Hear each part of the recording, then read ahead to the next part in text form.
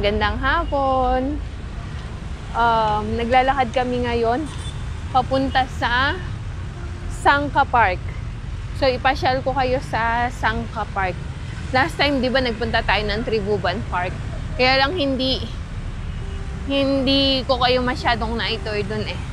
One of these days, balikan natin yun kasi napakalawak ng lugar na yun.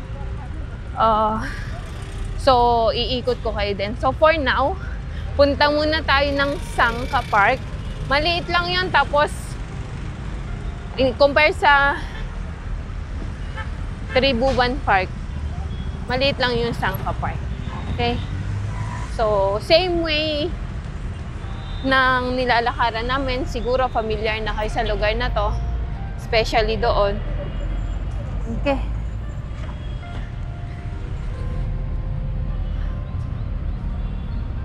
So, same way lang din, malapit lang. Tapos, ayan, ang... Look like artificial flower. Okay. Iyon. Ito. Mukha daw plastic. Hindi naman. Ayun na. Ang balbo ng aso. May aso pa. Okay, kita na lang tayo mamaya sa Sangka Park. Medyo padilim na kasi anong oras na ba? 4:30? Medyo dumidilim na siya tapos ang lamig niya. Kaya makapal ang suot kong jacket ngayon. Kaso nakalimutan kong magsuot ng ng cap. Medyo malamig. Okay, kita tayo doon.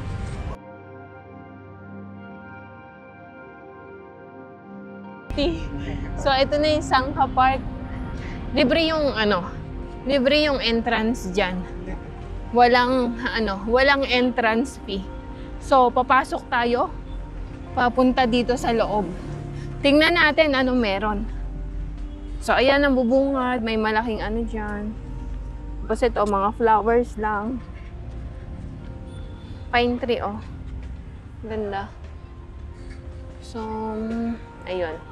Ito yung pinaka-gitna ng park. What is that? Sangka means? You know that one? They're you know? No. Will stick here. Okay. So, ayan yung Sangka. Shell daw yun, means shell. Mostly flower lang. Ayan, ganyan lang siya kaliit. Mula dito, ito yung entrance. Tapos, mga puno. Lapitan natin tong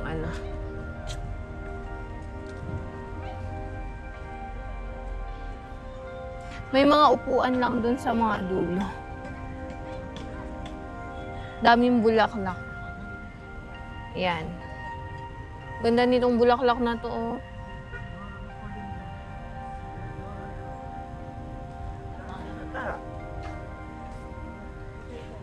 Tapos may mga upuan lang dun sa side na yun, sa may taas. Para siyang stadium, style. Ayan, ganyan lang ka-liit ang park na ito. At sa Pilipinas, tingin ko pag park merong di ba?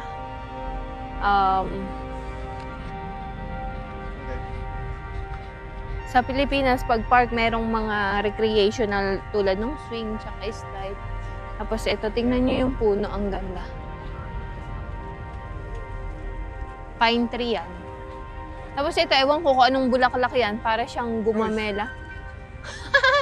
Rose pala, na kulay pink. Hindi, may fruit, oh. Where? Ayun. Yeah, that's the fruit. Oh. Ito, what is this? Newly plant trees. Ikot pa tayo ng konti. Isang round. Ito, oh, ang ganda. Kala mo, parang plastic lang. Yan. So, mostly makikita mo dito sa park na to, puro bulaklak lang. Itong mga marigold na to, out of season na. Kaya yan. Dead na yung iba. Ang cute nitong puno na to. Para siyang puno ng nyog. Hindi ko alam anong tawag dyan. Ganda ng bulaklak, oh. Ito din. Ito pa.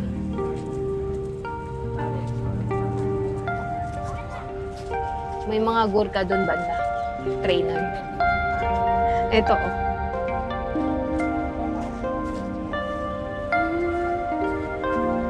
Ayun, mga gurka. Ano yan? Anong tawag doon? Yung mga yan, mga nagtitrain para sa British Army. Gurka ang tawag sa kanila. Ito, meron tayo sa Pinas nito eh. Yung ganda yung halaman.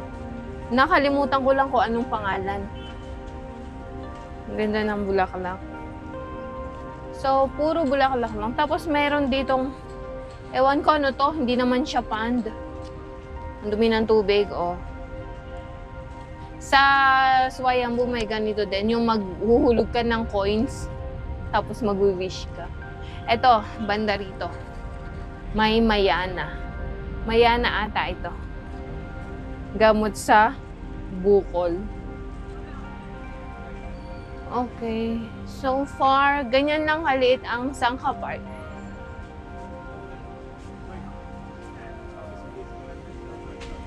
Ayan, may mga upuan doon banda.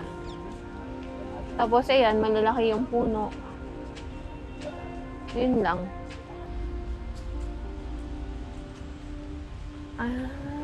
May toilet din banda. Okay. Ha? Close na?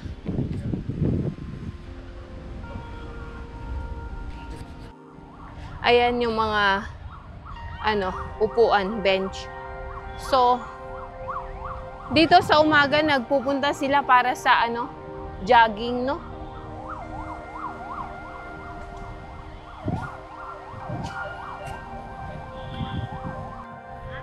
Ayan, ganito yung view dito sa taas pag nasa taas ka na. Ayun yung pinaka main road. Ito yung likuran ng park. Yung harapan andun sa may banda dun. So, maglakad lang tayo papunta dito sa isang round. Okay. Asan na yung kasama ko? Ito, oh. Ang daming poinsensya dun.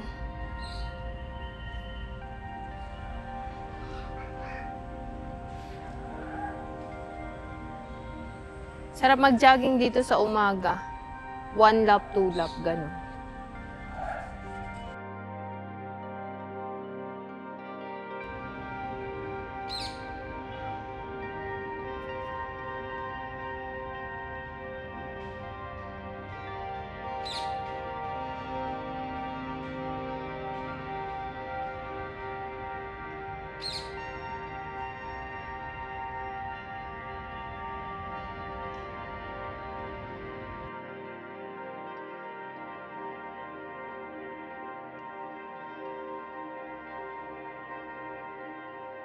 Meron pala ditong swing and slide. Ito, oh. Nandito lang pala banda sa may likuran. Ayan. So, kabahayan na yung sa kabila.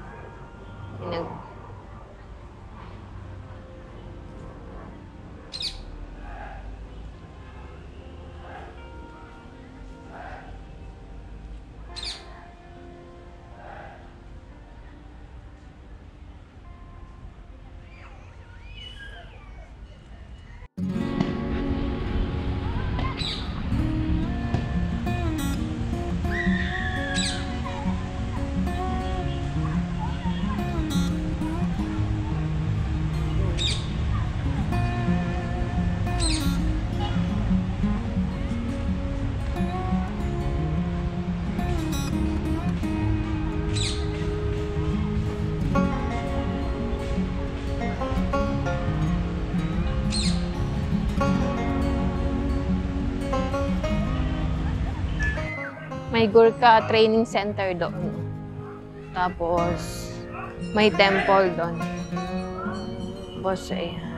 Ito yung side. Kaya kanina may mga gulkan to. Tumatakbo. So, ito.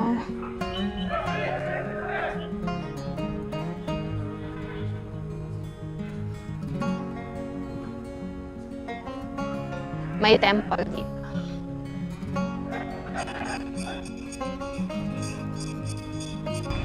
Ang cute ng mga bird nest. Bird nest ba tawag dyan? Mga bahay ng ibon. Ang galing. Okay, tapos so, palabas na kami. Palabas na kami ng Sangka Park.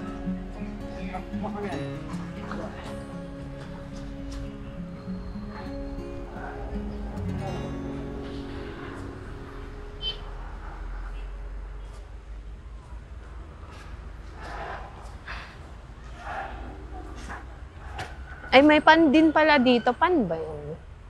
Yeah. Oh, may pan din pala dito. Mayroon din doon eh.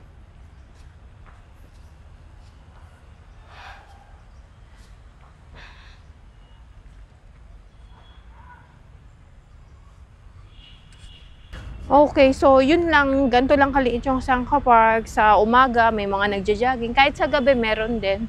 At hindi ko masasuggest na picnic area kasi maliit lang yung place. So, kitang-kita ko ng tao. Parang ganun. Then, labas na kami. So, ayan. Lilipat kami. Hindi uso ang signal light dito. Ang daming sasakyan na dumaraan. So, dito pala sa Nepal, ang driving is left hand. Not the usual na right hand driving. Ayan na!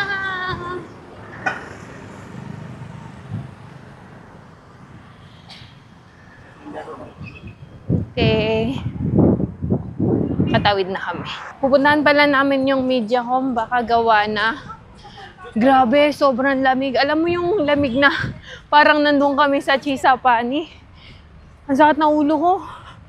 Yung lamig, nagpi-freeze.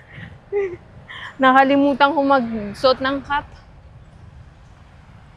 Getting colder na dito sa Kathmandu. A few moments later. So, andito na kami sa shop. Iniintay lang namin. Pumasok siya sa loob para i-check kung okay na yung Mediacom. So, hopefully, gumana na siya para makapag-banding-banding para okay tayo na. Lalo na ngayon magpapasko. Eto, ganito lang kaliit ang shop nila. Ganyan lang siya. Ayan.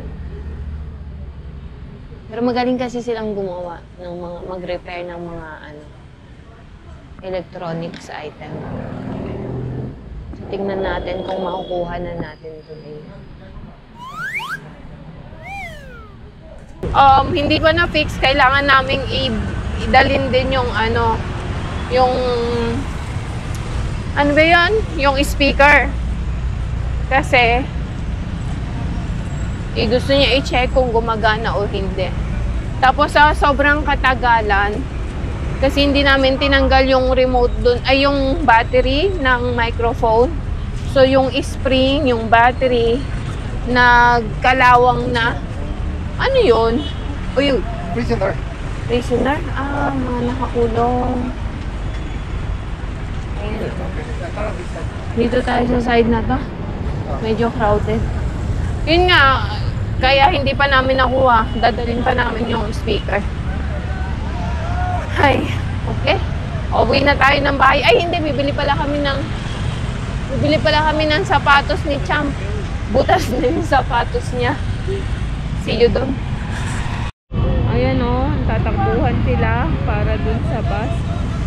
Ang dami pang naghihintay dito banda. Yung mga bus na yun. Tapos ito yung mga tao. Pagka ganitong oras talaga uwian. masyadong ma-hectic.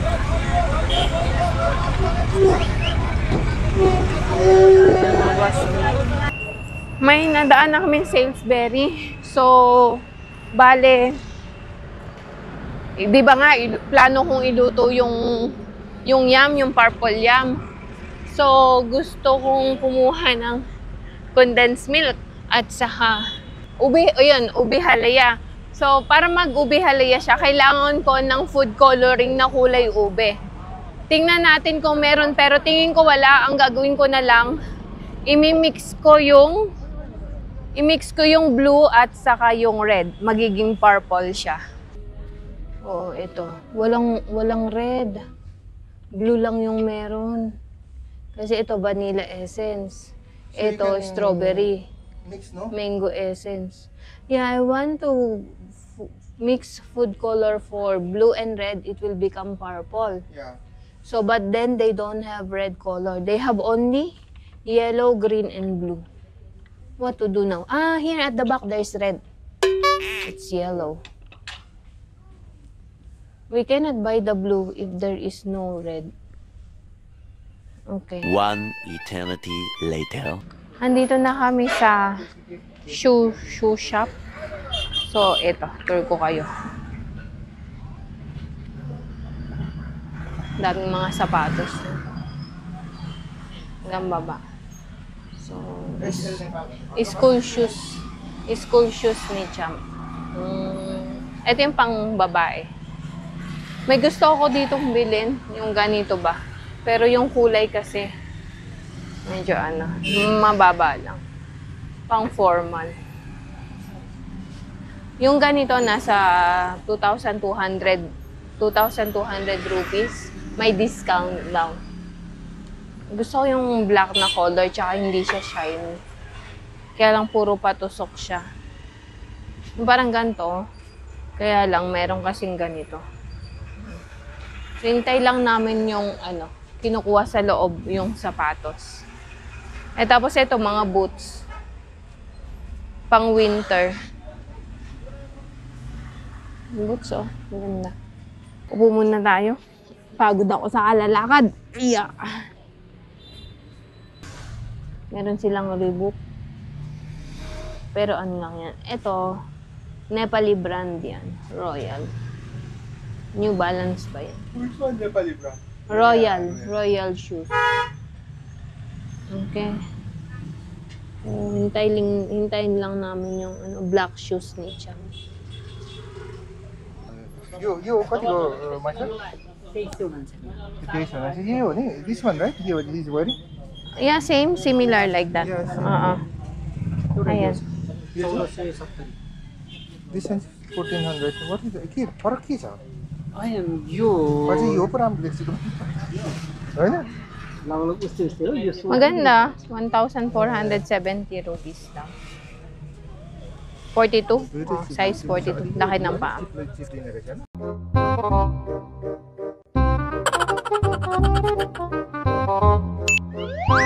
Ginagawa mo!